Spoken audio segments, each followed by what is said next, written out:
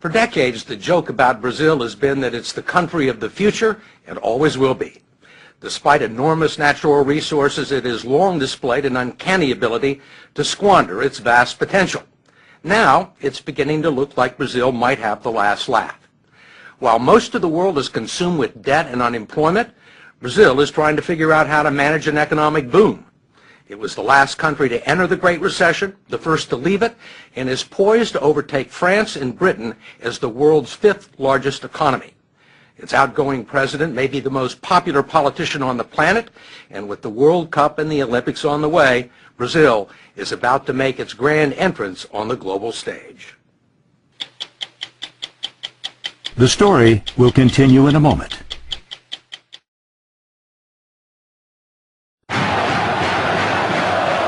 When most people think of Brazil, they think of its passion and excellence in soccer. Not of skyscrapers in Sao Paulo, the financial hub of a fledgling economic superpower. They think of the pulsating beat of the samba and carnival, not commodities or the world's largest cattle industry.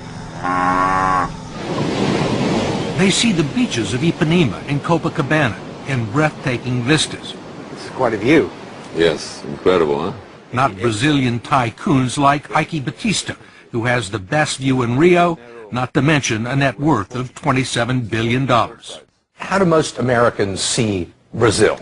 They think Buenos Aires is the capital of Brazil, so they mix us with other countries around South America. Most powerful country in South America? GDP-wise, we are bigger than all the other countries together. And, you know, in the last 16 years, Brazil has put its act together. This is it. Hello, time for Americans to wake up. With most of the world's economy stagnant, Brazil's is growing at 7%, 3 times faster than America. It is a huge country, slightly larger than the continental U.S., with vast expanses of arable farmland, an abundance of natural resources, and 14% of the world's fresh water. 80% of its electricity comes from hydropower. It has the most sophisticated biofuels industry in the world, and for its size, the world's greenest economy. Brazil is already the largest producer of iron ore in the world and the world's leading exporter of beef, chicken, orange juice, sugar, coffee, and tobacco, much of it bound for China, which has replaced the U.S. as Brazil's leading trade partner. And Brazil has the size to match China's appetite. You have it's a big everything. dragon on the other side. You have everything they need. We have, yes. You need the Brazil to basically fulfill the Chinese needs. Batista, who has interests in mining, transportation, and oil and gas, is building a huge superport complex north of Rio with Chinese investment that will accommodate the world's largest tankers and speed delivery of iron ore and other resources to Asia. But it's not just commodities that are driving the Brazilian boom. The country has a substantial manufacturing base and a large auto industry. Aviation giant Embraer is the world's third largest aircraft manufacturer behind Boeing and Airbus, and a main supplier of regional jets to the U.S. market. Ike Batista says the one thing that Brazil could use more of is skilled labor. We have to create more engineers. In my oil company, I'm importing Americans to weld our platforms. To weld the platforms? Yes, there's a lack of welders. We're walking into a phase of almost full employment. This country has created almost 1.5 million jobs this year already. It's unbelievable. Brazil has seen periods of prosperity before, only to have the bubbles burst. It spent billions in the 50s and 60s moving its capital to a barren savanna near the middle of the country where it built Brasilia, a futuristic city right out of the Jetsons. Then it borrowed billions more to develop the country's interior. Corruption and ineptitude eventually led to a financial collapse, 2,000% inflation, and at the time, the largest financial rescue package in the history of the International Monetary Fund. Then a few years later, this man walked into the president's office. President Luiz Inácio Lula da Silva, known simply as Lula, is a former metal worker with a fourth-grade education and a doctorate in charisma. When he was elected 8 years ago on his fourth try, Lula was a firebrand labor leader with socialist tendencies. Some predicted another Hugo Chavez. But he's about to leave office with a 77% approval rating and much of the credit for turning the country around. We talked to him at the presidential residence in Brasilia. When you took office, there were many businessmen both in Brazil and abroad who were very nervous about you, who thought that you were a socialist and that you were going to take the country sharply to the left. Yet these people now are among your biggest supporters. How did that happen? Look, every once in a while I joke that a metal worker with a socialist background had to become president of Brazil to make capitalism work here. Because we were a capitalist society without capital. And if you look at the bank's balance sheets for this year, you will see that the banks have never made so much money in Brazil as they have during my government. The big companies have never sold as many cars as they have during my government. But the workers have also made money. How have you managed to do that? I have found out something amazing. The success of an elected official is in the art of doing what is obvious. It is what everyone knows needs to be done, but some insist on doing differently. One thing obvious to Lula was the social and economic chasm separating Brazil's rich and poor. He gave the poor families a monthly stipend of $115 just for sending their children to school and taking them to the doctors. The infusion of cash helped lift 21 million people out of poverty and into the lower middle class, creating an untapped market for first-time buyers of refrigerators and cars. But he was also far friendlier to business than anyone expected, encouraging growth and development and maintaining conservative fiscal policies and tight banking regulations that left Brazil unscathed by the world financial crisis. Lula was the right man at the right time, it seems. You have to admit it. You know, he's a kind of pop star. Eduardo Bueno is a colorful commentator and best-selling author of popular Brazilian history. What's his secret? He's streetwise, I guess you can say that. He knows people. He knows the feeling. He knows what they want. He knows how to deal with the rich. He charms President Obama. And he also charmed the international committees that awarded Brazil the 2016 Olympics and the World Cup of 2014, political victories that announced the country's arrival as an international player and will present some challenges for Brazil's next president.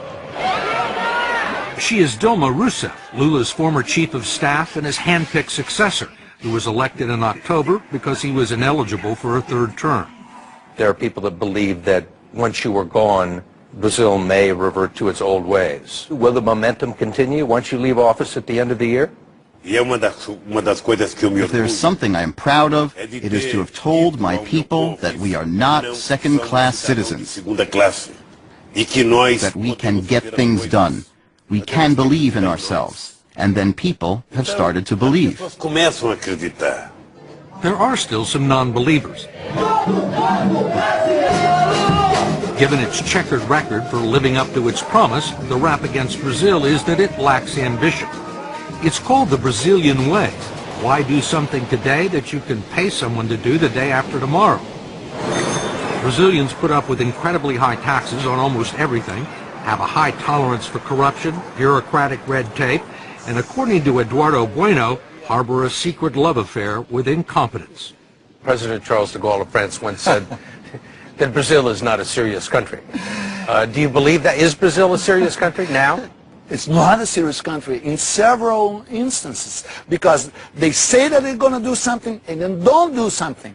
Here in Rio de Janeiro, you can invite someone to your house, they say they're going to come and they don't show up and they don't think it's, no, who cares? But how can you do business in a loose way? How can you run a country in a loose way? While many in Brazil's cities lust for first world status, the third world is never far away. For decades, Brazil ignored the festering slums known as favelas, which wrap around Rio, overlooking some of the most valuable real estate in the city. They have been staging areas for street crime against tourists and safe havens for drug gangs so well armed that they brought down a police helicopter a few years ago with heavy machine gun fire.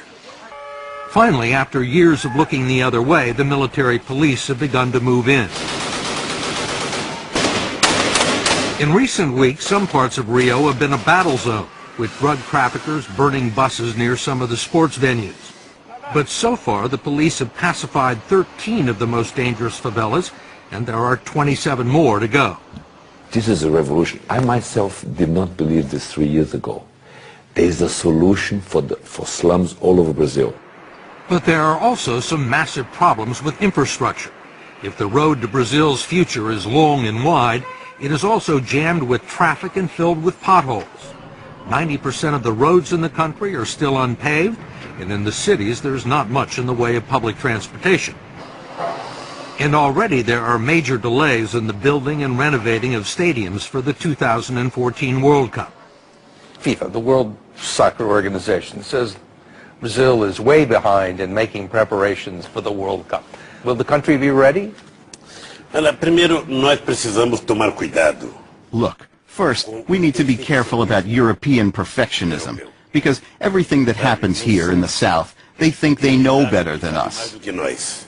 Então, Well, the Europeans may put their minds at ease because we will organize the most extraordinary World Cup ever. o mundo que já foi feito. What they didn't make in 500 years, they want to make in 4, because the World Cup is going to be in Brazil. You think they'll be ready? No, I don't think it's going to be ready, especially because Brazilians don't mind to be late. You know, they think, just get a little late, what's the problem? They're going to be planting the grass while the ball was already rolling. Whatever happens in Brazil, no one will be able to blame it on a lack of money. That's because 150 miles off the coast lie what are believed to be the largest discoveries of oil found anywhere in the world in the past 35 years. Petrobras, the state-owned oil company, is preparing to drill 20,000 feet below the surface of the Atlantic to reach oil fields that sit underneath layers of salt beds. This oil story is $1 trillion story right in front of us here. What do the offshore oil discoveries do for Brazil? What do they mean for the country's future? Oh, it means, you know, we should be producing in excess of 6 million barrels a day. So it put us among the third, fourth largest producer in the world, massive exporter. President-elect Dilma joked that the oil discoveries were just the latest proof that God is Brazilian. An economist from Goldman Sachs, no less, had predicted that Brazil, along with Russia, China, and India, will dominate the world economy in the 21st century. If it happens, Brazil would be a different kind of superpower, one that would rather make love, not war. It has no nuclear arsenal, and aside from contributing a small number of troops to the Allied cause in 1944, Brazil hasn't fought a war since 1870. Why fight? With all the pleasures, beach and sun, war, forget it. Soccer? Let's watch a soccer game. Let's go to the beach. Let's drink a beer.